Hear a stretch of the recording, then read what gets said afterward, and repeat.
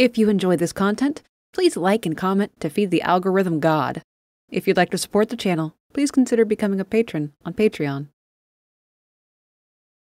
In Great Britain, the Industrial Revolution began in the 1760s or thereabout. Empowered by the steam engine invented about 50 years prior, it was a series of advancements in industry that moved manufacturing away from manual labor and production to more machine-centric lines of creation. But in this tale, there were some who did not wish for man to pursue this new era. It is blasphemy that man would choose machine over spirit. This cannot be allowed. All efforts must be taken against this. Mankind must be turned back to the old ways. It was the Alchemists' Guild. Some within this sect were unwilling to accept this transition. It threatened their relevancy. The Alchemists once held great sway over the aristocracy, but the progression of technology threatened that. Why would their patrons continue to fund their ways of life once the inventions of the revolution proved the alchemists to be obsolete? It could not be allowed. In the year 1764, one of the unnamed alchemists made a ghastly discovery while trying to create a homunculus. Upon the subject grew a strange formation of white crystals, and ever so slowly, the crystals began to multiply upon the test subject. But its properties were a complete mystery. What was this crystal capable of? Its growth would take time, but as the months and years passed, the Alchemists' Guild fell into lower and lower regard with less financial support. The world will come to us as inept fools if we cannot justify ourselves. We must make them all see the value of our ways. However, can we do it? How can we turn them back from this worship of putrid machines? The downfall of the alchemists would assuredly come before the century's end. A command was sent down to this unnamed alchemist who discovered the mysterious white crystal. Their superiors commanded they focus all their time into a most harrowing and devious task. Perhaps we must force them. Perhaps we must create the circumstances that establish our work.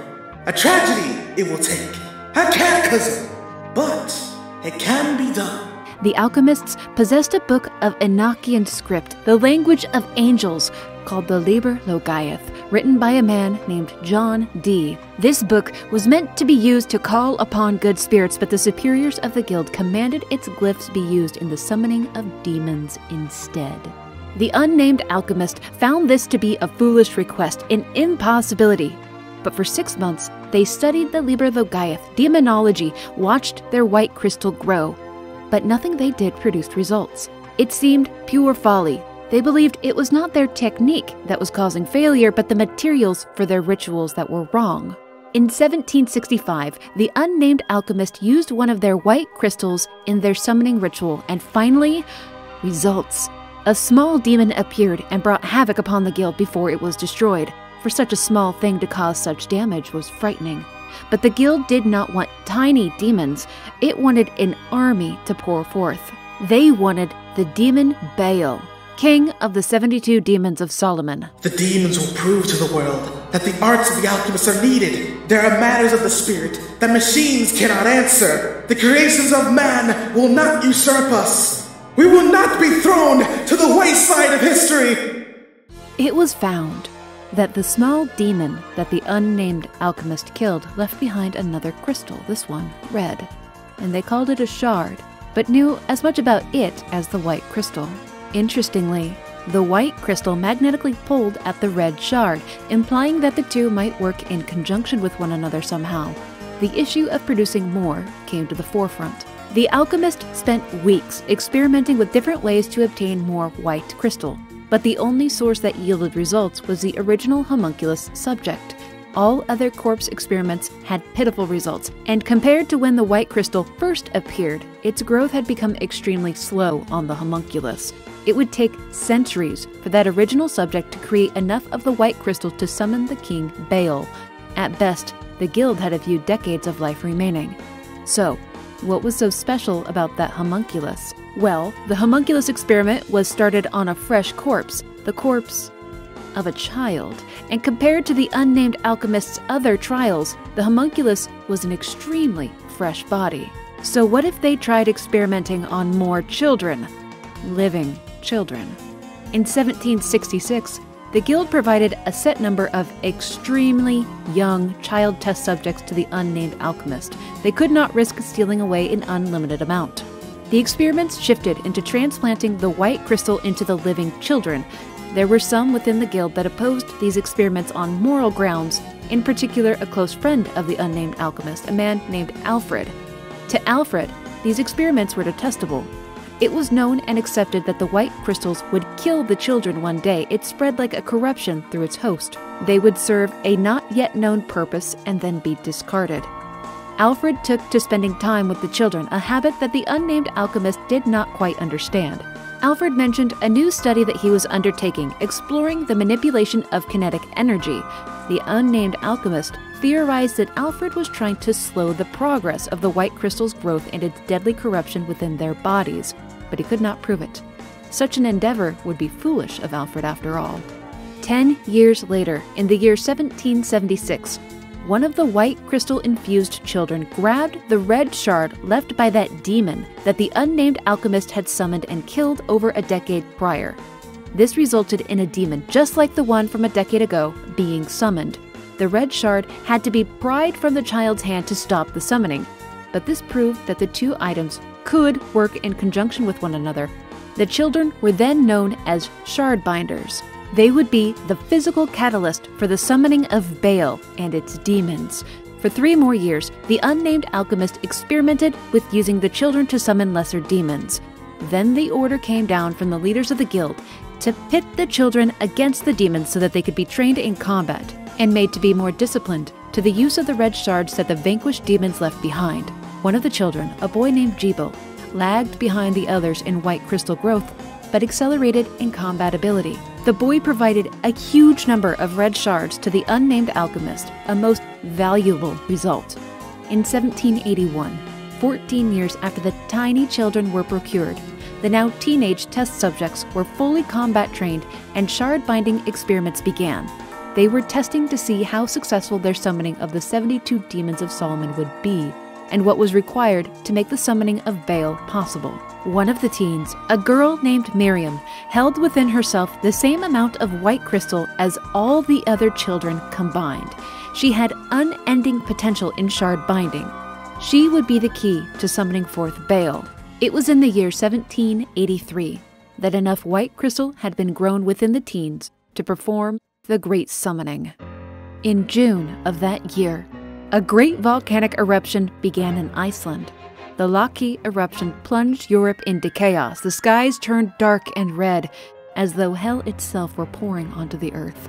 It was at this most opportune time that the order came down from the guild. The ritual to summon the demons of hell must take place. What was this event, if not a sign from God that now was the time? For 10 days, the unnamed alchemist prepared. The children would be sacrificed to make the summoning possible. This was all the value that their lives held within the guild. Alfred, the old friend of the unnamed alchemist, took action to at least impair this plan. He could not outright stop them, but he could at least take the girl Miriam out of the equation. Just taking her out would cut the power of the ritual in half. It was all that he could do on his own. Alfred mercifully put Miriam into a deep slumber, making her powers unusable by the guild. The unnamed alchemist suspected Alfred of doing this, but took no action against him. The ritual would proceed even at half of its power. What resulted from this obscene summoning was a nigh-apocalyptic event. Demons flooded the world and began destroying all within their path. Without Miriam, the demon Baal would not be brought forth, but the absolute destruction of the demons that were produced proved to be so much more than the guild expected. It was a threat that they could not battle, let alone destroy. All of the shard binder children were killed to make this possible, save 2. The girl Miriam that was spared the event, and the boy named Jebel. Jebel was subjected to the mind-breaking horrors of the ritual, but the white shards in his body did not overtake him with corruption. He survived against all odds. The church became involved in the battle against the demons. It took 2 months of hard fighting to vanquish them. An untold number of innocent lives were lost. The guild succeeded in their vile plan, but failed to provide the remedy. Their relevancy was not proven, as was the original intent, but their treachery was uncovered by the church. All of the superiors of the Alchemist Guild were executed, but the unnamed alchemist somehow escaped punishment. That is, until the following year. In 1784, the young man Jebel, the one who survived the ritual, returned to the maimed guild, flanked by demons, to punish those who still remained within the guild, to make them pay for what was done. The Alchemists' Guild was destroyed and left to ruin.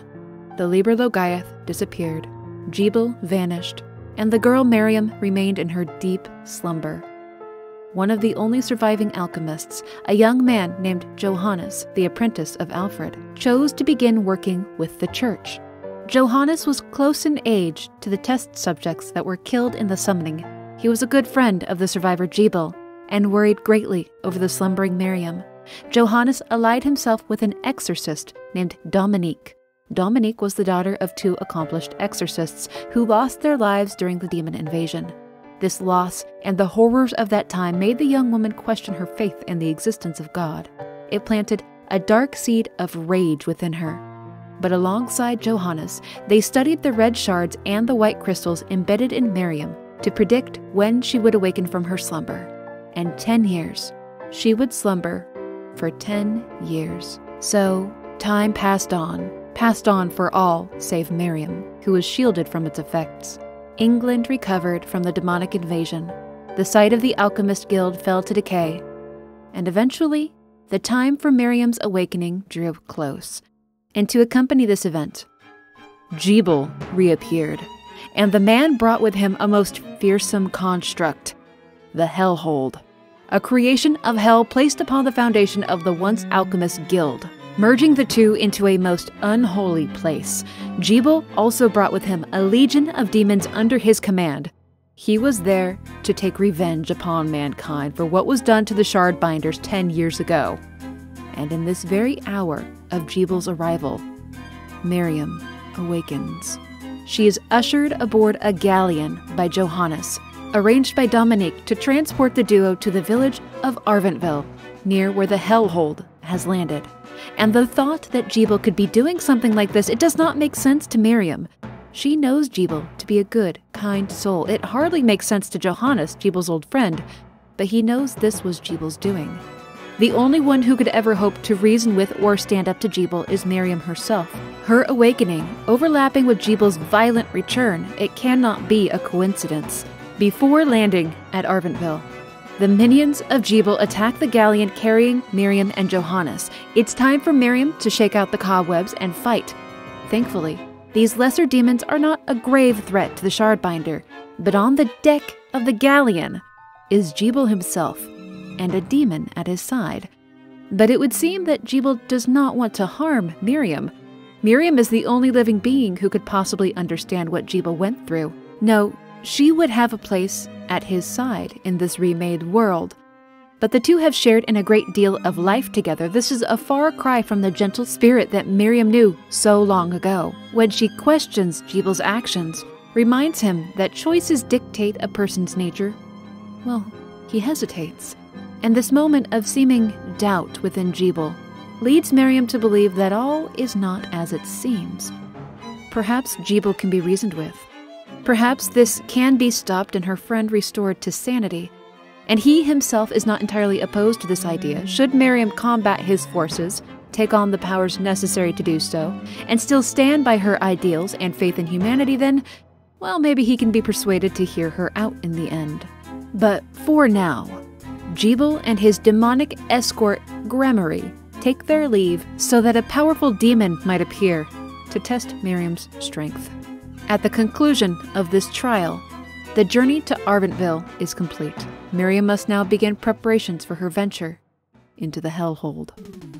The village is nearly completely destroyed. Most of the inhabitants are dead or have fled. Those that do remain are in dire straits. The exorcist, Dominique, is here, rendering assistance where she can. The first Miriam sees of her, she's valiantly defending a young girl from an approaching demon, which Miriam steps in to lend aid to. Dominique is immediately gracious and kind, ready to assist Miriam in any way that she can. She too finds the appearance of Jebel and the Hellhold to be suspicious in its overlap with Miriam's awakening, but it's a question that must wait for an answer. And entering the castle is something that Miriam will have to do alone. Dominique and Johannes will assist as they can through product provision and insight into the mechanisms of the castle, but the heavy lifting falls to Miriam.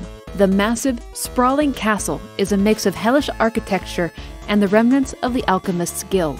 There are scraps of the Guild's lore and history to be found around the place, and a fiendish variety of enemies challenge Miriam's every move, and she is not alone in this sprawling abomination. This being, he's certainly human, not one of the Horde. And when he turns to face Miriam, she recognizes him. It's Alfred, the once member of the Alchemist Guild who put Miriam into a slumber 10 years ago to stop the summoning of the demon Baal. He was the teacher of Johannes, though the young man thought him dead during the culling of the Alchemist Guild 10 years ago. Alfred views Johannes' work with Miriam as meddling in affairs that he does not belong in. Alfred is here to find the mythic book, the Liber Logaeth, the book that once served as a guide to the unnamed alchemist on how to summon spirits and demons. The reunion between Alfred and Johannes is not entirely kindly either. Alfred is unwilling to answer any questions and hell-bent on being the only one to possess the Liber Logaeth, and delivers a vague threat of death against Johannes and Miriam should they get in his way. Johannes and Miriam fear that Alfred may be trying to use the book to restore the Alchemy Guild. Their primary concern is Jebel and his demons right now, though. Miriam can't stop that task to hunt Alfred through this place. But if the opportunity arrives to intervene and secure the Liber Logaeth, then she must take it. Her mission here is now twofold, and Johannes will take this new information back to Dominique. Alfred is not the only other human to be walking the Hellhold. Deeper into enemy territory, another man makes his presence known. His name is Zangetsu, and he holds malice towards Miriam, openly attacking her on first sight. During the demon invasion 10 years ago, he journeyed to England to help fight off the hordes. He lost many friends and an arm during the war and witnessed unspeakable suffering. It turned him into a man driven by vengeance against anything demonic. In his eyes, the Shardbinders were a gun wielded by the alchemists to make that carnage possible. The likes of Miriam and Jebel should not be allowed to exist. Zangetsu was enlisted by Dominique to combat the forces of Hellhold, to specifically oppose Alfred, and to retrieve the Liber Logaeth. But in Zangetsu's eyes, he is no ally to Miriam. He will not offer her his cooperation. All he has to give is hostility, though, at Dominique's behest, he begrudgingly departs from Miriam without further violence. A large cast of characters reside within the Hellhold, some humans who require aid, others demons who may not be so evil in their hearts, but far more ne'er-do-wells and vicious threats that must be cut down to proceed. Servants of Jebel and direct threats to mankind. And the castle itself it's just wrong. The architecture, it makes it nigh impossible to traverse, even with the enhanced abilities of Miriam. She must collect demon shards to imbue herself with greater powers so that she might proceed through these twisted and nonsensical corridors, but Miriam must be careful in this. The white crystals within her body can spread and corrupt if she imbues herself with too much demonic power. She must pick and choose carefully as she proceeds. And as her journey continues on and she collects more powers, Jebel himself finds Miriam walking the Hellhold and compliments her embrace of these powers. Though Jebel taunts that she can hardly consider herself human with that much devilry flowing through her veins, Jebel quite wants to convert Miriam over to his side, or at least that's how it seems. Alfred makes his presence known to Jebel in this moment, and the two have no fond words for one another. Alfred insists on pressing an attack against Jebel, convinced that he possesses the Liber Logaeth. It is Gremory, the demon at Jebel's side, that intervenes. She does not raise a hand against Alfred, but rather reasons with Jebel that he must conserve his energy for the summoning of the demon king Baal. And it is Gremory that steals Jebel away from the conflict. Because you see, Alfred is actually a threat to the eldest Shardbinder, certainly not a doddering old man throwing himself into danger. His reasons for wanting the Liber Logaeth are still not entirely clear, though. Miriam fears that he may be attempting to continue the work of the Alchemist Guild, to plunge the world deeper into darkness. But for now, she may not know the truth of his intentions. because Alfred simply has no time for her questions and departs immediately. How rude. Zangetsu and Dominique occasionally meet to discuss their progress, but Zangetsu is completely unwilling to even be in Miriam's presence. He is blatant in his disregard towards her and would rather vanish than trade intel in her presence. But it's in the Hellhold's train station, yes, there is a rail system in the Hellhold, that Zangetsu cannot proceed, and Miriam essentially corners the man into speaking with her. Sorcery upon a door blocks his way, magic that he cannot break, but Miriam can, forcing him into cooperation with her, and it seems that his priorities are really not on snuffing her out. He abandons blatant aggression in favor of jolly cooperation. The two fall in line together aboard the rampaging train, combating a horrid beast aboard it. Oh, friendship. How wonderful to see. So at least for now, Zangetsu and Miriam have some form of understanding of one another. Miriam will need Zangetsu's strength and knowledge during the peril to come, and Zangetsu is coming to respect Miriam's abilities and her intentions. At least now, he won't outright try to kill her on sight. Probably. Deeper into the Hellhold, Miriam finds Dominique, seeking out Zangetsu. News of their cooperation rather shocks Dominique, who seemed quite displeased at how Zangetsu is proceeding within the Hellhold. He's going against her orders. Dominique wanted him to journey underground. She's apparently concerned that Alfred will spring a trap on them at any moment, though he's had ample opportunity to do so and has not. She wants Zangetsu to stop whatever Alfred is doing, and that he has not done so quite perturbs her. The threats of the Hellhold do not relent the more powerful Miriam becomes. Beings most foul yet also beautiful blockade Miriam's progress. With each threat handled, more abilities are made available, abilities that will be needed to contend with Gebel. Miriam gives excess shards she collects to Dominique in exchange for goods and services. Dominique may not resell them, but she will certainly buy them from her. And now, Miriam may choose to beeline to where Gebel waits, sitting upon a throne under a bright, foreboding moon. She may put all other tasks and parties aside to immediately confront him. He is vicious in his convictions, however. Not the same Gebel that Miriam knew in her youth. What is wrong with him? Why did he become this monstrous man? She cannot talk him down, and he cannot persuade her over to his side. So combat takes place between the once dear friends. They cannot reconcile their differences. The two once promised each other that should their shardbinder powers corrupt them, should they become evil forces themselves, that they would stop one another. Miriam did not forget that promise, and she keeps true to that oath. And when the dust settles on their feud, Gebel thanks Miriam for stopping his madness and keeping her promise. With Gebel's death, the demons, however, they do not disappear. The Hellhold does not vanish.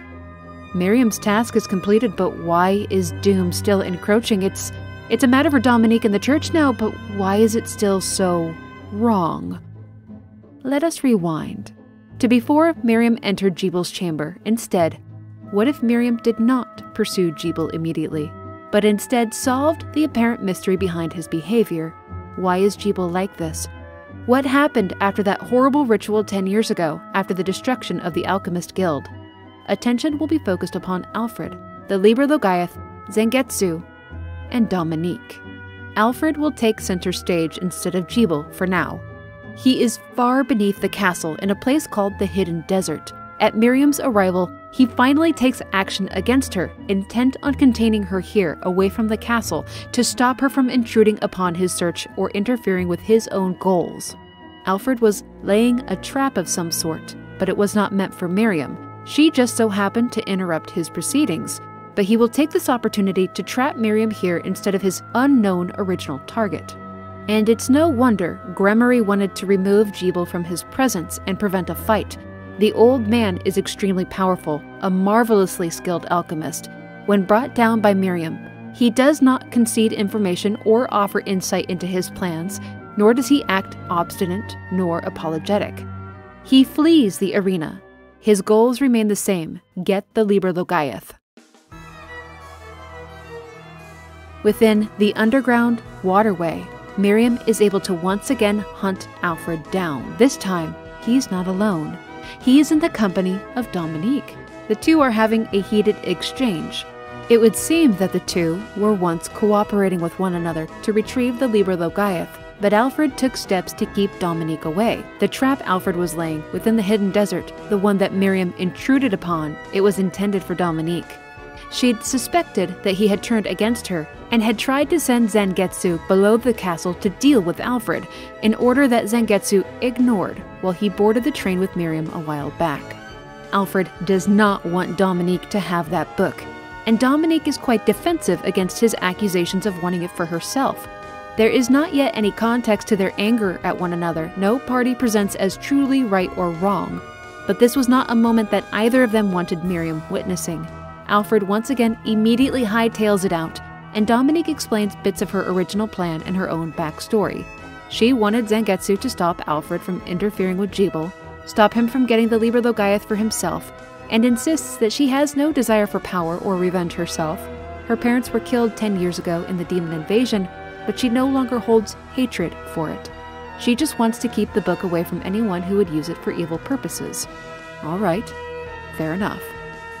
Back within the Hellhold, at the Oriental Sorcery Lab, another challenge greets our Miriam. It is now Zangetsu, who once again stands in her way, but he does not do this with the intentions of killing her. Rather, he wants to test Miriam and orders her to fight like her life depends on it. But Zangetsu does not return this upon Miriam. Instead, he holds back, something that Miriam notices and is rather insulted by. But instead of engaging in an argument with Miriam over it, Zangetsu gifts her his sword, the Zangetsuto. Zangetsu came to England with the Zangetsuto to hunt a demon, Gremory, the supposed servant that stands beside Jebel now. The Zangetsuto can strike down Gremory, and the demon knows this. It has taken great care to avoid Zangetsu. Gremory fears him, but it does not matter to Zangetsu who kills the demon. He just wants it dead. So he gifts his sword, the Zangetsuto, to Miriam, who will eventually run into Jebel and Gremory. She can use the sword and cut the demon down. Because Gremory is controlling Jebel, he reveals. Gremory is the source of Jebel's moral corruption. The demon shards that Jebel put into himself made him powerful, yes, but it also made him vulnerable to the influences of powerful demons, like Gremory.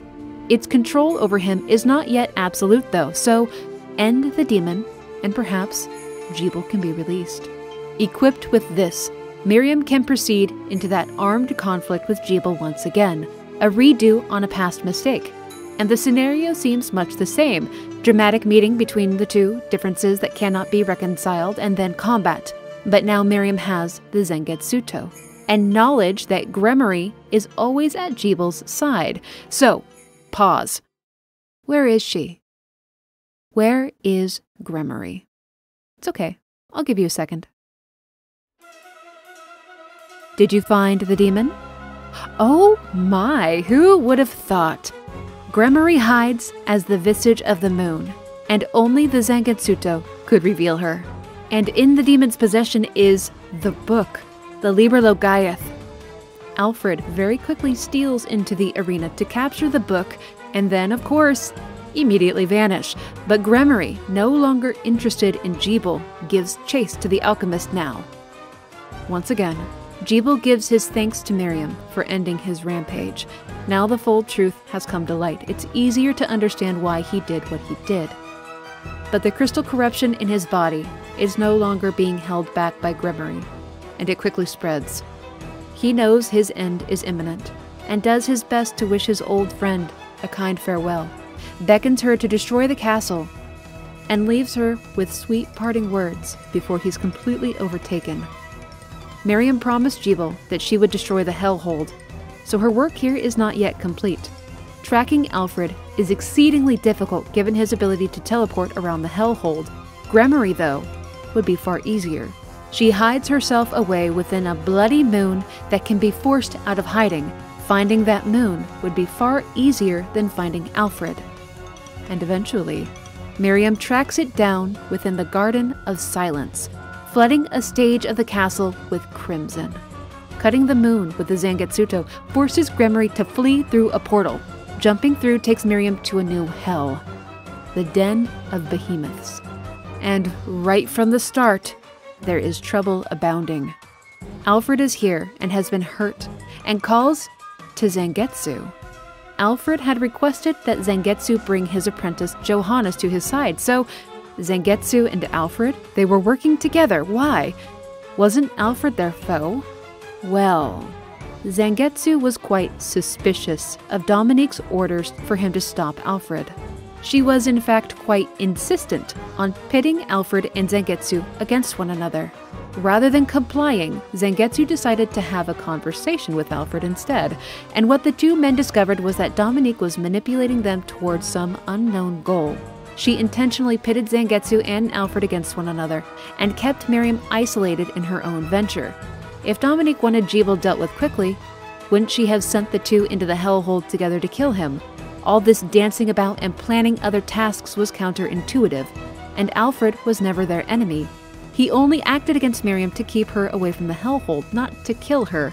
Alfred was afraid that, just like Jebel, Miriam could be overtaken by a demon. She is strongly attuned to the demonic powers that they wield. If someone like Gremory took over Miriam, it would be cataclysmic.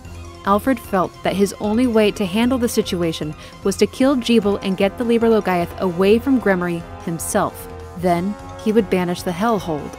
In his final moments, Alfred begs Miriam's forgiveness for what was done to her 10 years ago, but is unable to stay to hear her response. Another victim in this cruel, cruel game.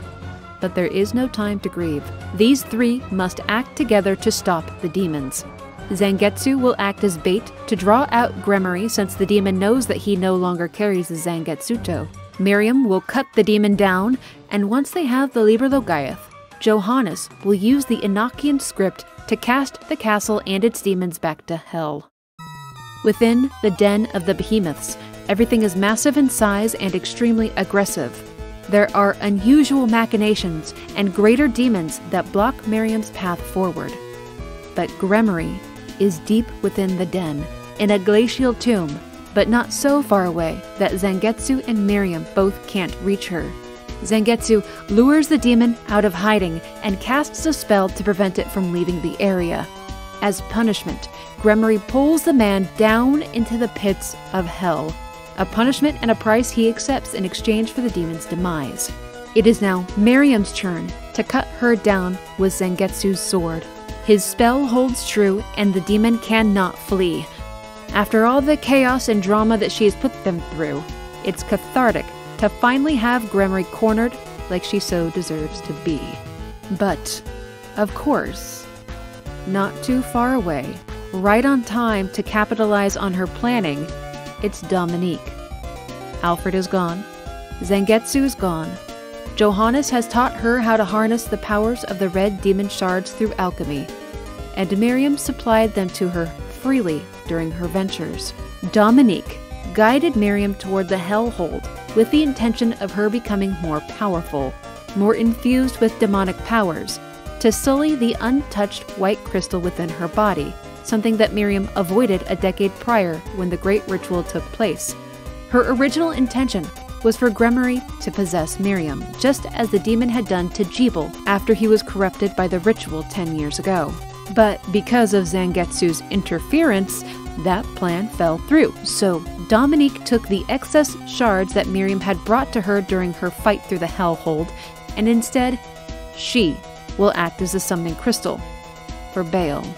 Dominique wants to prove that God is not all-powerful, that he is not worthy of serving, and the power of mankind is not drawn upon through God. There is another nameless, unspeakable thing that Dominique seeks, something greater than God, something that could kill God. She believes that she will find her answers in the summoning of the demon king Baal. She will become a part of Baal. And the death toll caused by this and all the doom to come do not matter. The deaths will continue until she has the answers and revenge that she desires. Miriam cannot completely stop the summoning that Dominique commences. Another portal is created within the glacial tomb, straight to hell, where the demon king Baal himself greets the women. Dominique takes her place within one of the demon king's 3 heads, and a vicious fight ensues. This is the only way to finally stop the madness that began 10 years ago. Vengeance for Jebel, Alfred, Zangetsu, and all the lives lost in this new demon invasion. Dominique herself jumps from head to head upon the demon.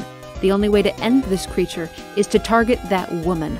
Bale itself heals too quickly, but by imposing herself into Bale, Dominique has created a weakness, and it's through exploiting Dominique's hubris and targeting her in full that Miriam destroys the summoning ritual, casting Bale back into the pits of hell where it belongs, and Dominique with it.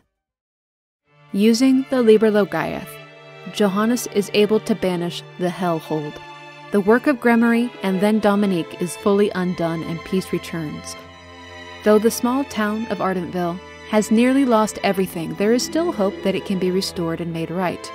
Demons still linger in the world, but Miriam and Johannes will dedicate themselves to seeing them all snuffed out. In a final parting gift, Alfred aided Johannes in developing a new way to permanently halt the crystal corruption within Miriam, to keep it from killing her, a looming threat that has always been on her mind. The corruption that made Jebel vulnerable and eventually killed him will not claim Miriam as well. It will take time for Johannes to fully develop it, but it's a hope for Miriam, the potential for a long and prosperous life. Miriam plants the Zangetsuto in the village crossroads and departs with Johannes, though, when returning to the site of the sword, it would seem that somebody has reclaimed their weapon.